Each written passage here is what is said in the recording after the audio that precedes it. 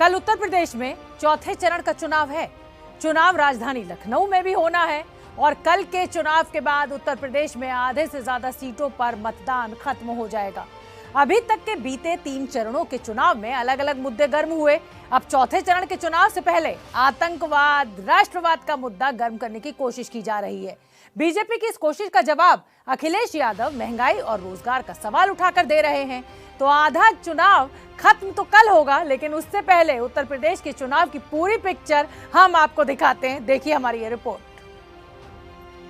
भारत माता की, भारत माता की। संघर्ष करना पड़ा या नहीं करना पड़ा।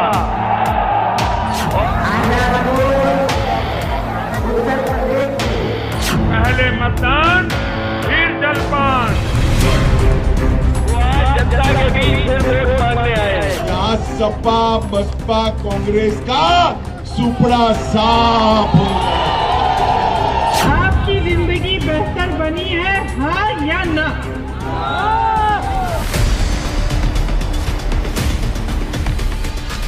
ये चुनाव उत्तर प्रदेश के भाग्य को बदलने के साथ साथ देश को बचाने का भी चुनाव है। समाजवादी पार्टी का हाथ आतंकवादियों के साथ। बयानों के बाउंसर के बीच यूपी में चौथे फेज के लिए बुधवार को वोटिंग होने जा रही है। कुल 7 चरणों में यूपी में वोटिंग हो रही है, जिसमें से 3 चरण के वोट डाले जा चुके हैं। अब चौथे चरण में यूपी के अवध इलाके में वोटिंग होगी। खास बात यह है कि इस फेज में उस लखनऊ में भी वोट डाले जाएंगे जो देश के सबसे बड़े प्रदेश की राजधानी है। लखनऊ के साथ ही सीतापुर, लखीमपुर, फतेहपुर जैसे जिलों में भी चुनाव है। यूपी का हर जिला किसी न किसी चीज के लिए मशहूर है और चुनाव में इन जिलों के विकास के साथ ही रोजगार से लेकर मंदी की मार तक मुद्दा है। वैसे इस फेज में मुद्दा लखीमपुर का वो थार कांड भी है जिसमें केंद्रीय मंत्री के बेटे की गाड़ी से किसानों को कुचले जाने का आरोप है। इनके मंत्री के पुत्र ने 6 किसानों को कुचला। ये बीजेपी वाले बहुत झूठ बोलते हैं। बीजेपी के विरोधी हर मंच पर इस मुद्दे को उछाल रहे हैं, तो जवाब में बीजेपी उन्नाव के उस कांड का जिक्र कर रही है जिसमें समाजवादी पार्टी के नेता के खेत से पिछले दिनों लड़की की लाश मिली थी। कहने का मतलब ये है कि इस फेज के चुनाव में स्थानीय मुद्दों की भरमार है और इन्हीं मुद्दों के जरिए चुनाव की जंग को जीतने की कोशिश में जुटी है पार्टियां। चौथे चरण में 9 जिलों की 59 सीटों पर वोटिंग है। इस वोटिंग के साथ ही यूपी में 231 सीटों पर वोटिंग हो जाएगी। मतलब आधे से अधिक यूपी के वोटर अपना भविष्य ईवीएम में कैद कर देंगे और अब इसी भविष्य के सवाल पर नेता वोट मांग रहे हैं। उत्तर प्रदेश ने कभी न देखा हो ऐसा विकास यहाँ पर हुआ है। कानून और व्यवस्था की स्थिति बदली है। किसानों के और गरीब कल्याण के ढेर सारे काम हुए हैं और इसके साथ साथ हर घर में 24 घंटा बिजली का काम भी हुआ है, जिससे जनता बहुत खुश है। भारत माता की। इसमें कोई दो राय नहीं कि चुनाव भविष्य बनाने के लिए ही होता है और राजनीतिक पार्टियां अपने अपने हिसाब से मुद्दे जनता के सामने रखती हैं। पिछले 3 चुनावों का विश्लेषण करें तो हर फेज में चुनावी मुद्दे बदलते रहे। पहले फेज में किसान बनाम कैराना का मुद्दा रहा, दूसरे फेज में हिजाब बनाम केरल कश्मीर मुद्दा बना और तीसरे फेज में यादव बनाम गैर यादव का मुद्दा बनाया गया। मतलब ये है कि जाट, मुसलमान और जाति के मुद्दे पर वोटिंग हो चुकी है।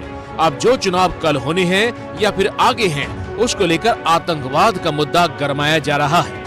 असल में शुक्रवार को अहमदाबाद की अदालत ने 2008 के ब्लास्ट केस में 49 दोषियों को सजा सुनाई।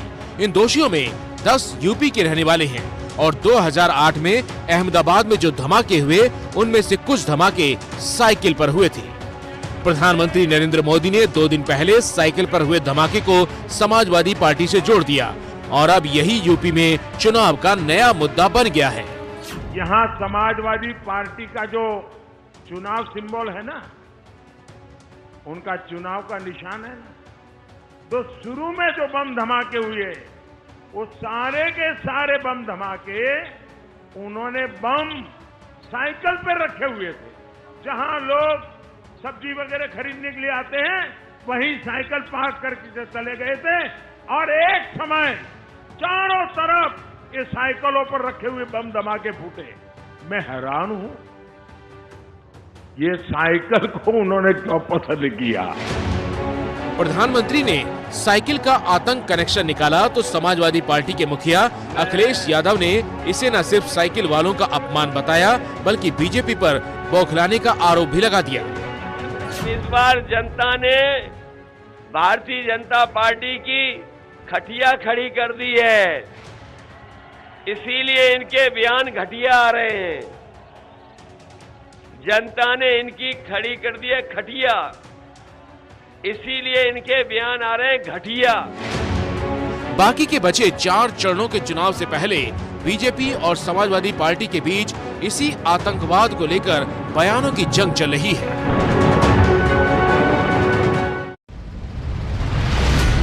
चौथे चरण में 59 सीट, 5वें चरण में 61 सीट, 6ठे चरण में 57 और 7वें चरण में 54 सीटों पर वोटिंग होनी है।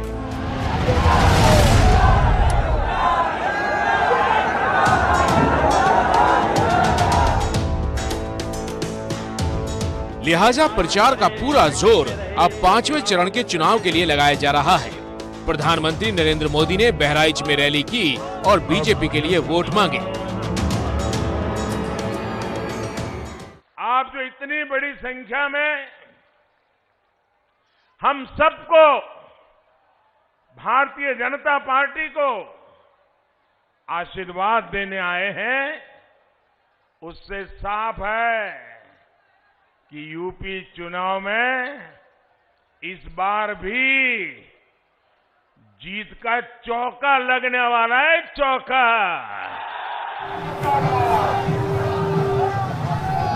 गृह मंत्री अमित शाह और समाजवादी पार्टी के प्रमुख अखिलेश यादव प्रयागराज में थे, जहां कानून व्यवस्था और काम के सवाल पर दोनों ने एक दूसरे के खिलाफ बयानबाजी की। आप मुझे बताओ भाई, ये अतीक अहमद के सपा बसपा में बड़े जलवे थे या नहीं थे? थे या नहीं थे? ये आजम खान की तुती बोलती थी या नहीं बोलती थी? ये मुख्तार अंसारी सबको परेशान करते थे या नहीं करते थे? आज कहां है? जोर से बोलो, कहां है? जोर से बोलो, कहां है? अखिलेश की सरकार गलती से भी लादी तो जेल में रहेंगे क्या? जोर से बोलो, रहेंगे क्या? आप क्या चाहते हो, उनको जेल मिले या बेल मिले? अगर इनको जेल में रखना चाहते हो तो फिर से कमल फूल पर बटन दबाना पड़ेगा। जगह खाली है, 11 लाख पद खाली है। मैं अपने नौजवानों को इलाहाबाद से कह के जा रहा हूँ, राजस्थान के प्रयागराज से समाजवादी सरकार बनेगी तो 11 के 11 लाख पद भर करके अपने नौजवानों को नौकरी देने का काम होगा।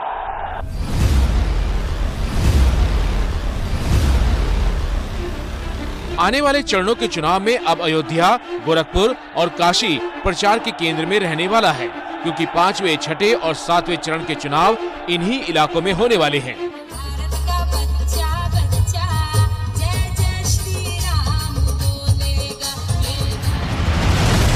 सीएम योगी ने अयोध्या जाकर राम मंदिर की पिच पर आज से वोट के लिए बल्लेबाजी शुरू कर दी। योगी ने अयोध्या जाकर 3 बड़ी बातें की हैं। पहला, राम मंदिर का जिक्र किया। दूसरा, आतंकवाद पर वार किया। तीसरा, बुलडोजर का नाम फिर लिया। भाइयों बहनों, मैं आपसे जानना चाहता हूं, अयोध्या में भगवान राम के भव्य मंदिर के निर्माण का जो काम प्रारंभ हुआ है, क्या ये काम कांग्रेस कर पाती? क्या ये काम मायावती जी, बहुजन समाजवादी पार्टी कर पाती? और क्या ये काम बबुआ कर पाते? जो लोग राम भक्तों पर गोली चलाते थे, क्या वे राम मंदिर का निर्माण करते? याद करिए, समाजवादी पार्टी की जब सरकार आई थी उसने पहला निर्णय क्या लिया था? आतंकवादियों को छोड़ने का। बीजेपी का हाथ अन्नदाता किसानों के साथ, बीजेपी का हाथ बेटियों की सुरक्षा के साथ, बीजेपी का हाथ गौ माता की रक्षा करने के साथ, लेकिन समाजवादी पार्टी का हाथ आतंकवादियों के साथ। भाइयों बहनों, जब मजबूत और दमदार सरकार होती है तो एक हाथ में विकास की छड़ी लेकर के चलती है और दूसरे हाथ में बुलडोजर भी साथ साथ चलता है। दोनों जब साथ चलते हैं तो विकास दिखता है। जय श्री राम, जय श्री राम।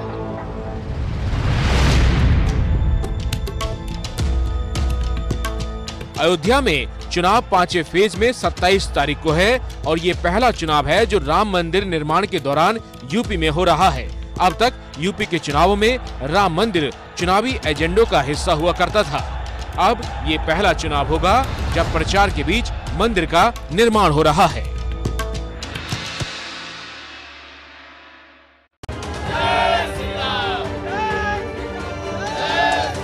अयोध्या अब चुनाव प्रचार में दिखने लगा है, लिहाजा हमने भी अयोध्या के लोगों का मन टटोला है। सुनने जा रही है सी? हाँ। कहाँ से आई है? मीठे गांव, कुचेरा बाजार, मीठे गांव। सब एक ही गांव से आई है? हाँ जी। गरीबी हटावे ताई सब व्यवस्था कर रहे हैं हमरे सबके ताई, गरीब लोगन के ताई का राशन मिलता है फ्री में। महिला सुरक्षा एक बड़ा मुद्दा है इस इलाके में। आज छोड़ दीजिए उनको, आप बताइए, महिला सुरक्षा एक बड़ा मुद्दा है। महिला अब रात को निकलती हैं तो डर लगता है कि पहले जैसी? नहीं, रात के निकलत रहे तो डर लगता रहा, अब घर में बन गया तो नहीं डर लगता है। हाँ, आप क्या कहेंगे? हमें आप गरीब औरतन का जो है नौकरी मिले। आपको नौकरी मिली कि नहीं? हाँ, हमें मिली है। लग ऐसा रहा है मानो बीजेपी अगले फेज के चुनावों में दो ही मुद्दों पर फोकस कर रही है, एक राम मंदिर और दूसरा राष्ट्रवाद। राष्ट्रवाद का अलग जगाने के लिए एक ओर गुजरात ब्लास्ट का जिक्र हो रहा है तो दूसरी ओर मजबूत सरकार की बात कही जा रही है। प्रधानमंत्री नरेंद्र मोदी ने बहराइच की रैली में यूक्रेन और रूस में चल रहे झगड़े की ओर इशारा किया और मजबूत सरकार के लिए वोट मांगे। साथियों, आप देख रहे हैं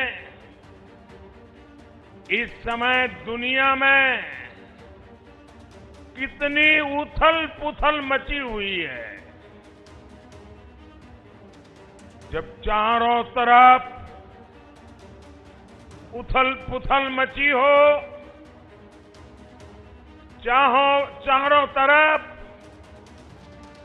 कल क्या होगा, परसों क्या होगा, गिनतियां चलती हो, ऐसे में भारत को ताकतवर होना चाहिए कि नहीं होना चाहिए? भारत मजबूत होना चाहिए कि नहीं होना चाहिए? बीजेपी की कोशिश राष्ट्रवाद और मंदिर के नाम पर चुनाव को ले जाने की है तो समाजवादी पार्टी रोजगार और महंगाई को ही मुख्य मुद्दा बनाकर रखना चाहती है। डीजल महंगा हो गया कि नहीं हो गया? पेट्रोल महंगा हो गया कि नहीं हो गया? और ये लाल वाला गैस का सिलेंडर महंगा हो गया कि नहीं हो गया? बताओ, नौजवानों की परीक्षाएं रद्द हुई कि नहीं हुई? पेपर आउट हुए कि नहीं हुए? यूपी में अब तक आधे चरणों के चुनाव प्रचार की पूरी पिक्चर यही है और इंतजार कीजिए कि 10 मार्च को किसकी पिक्चर हिट होगी और किसकी फ्लॉप।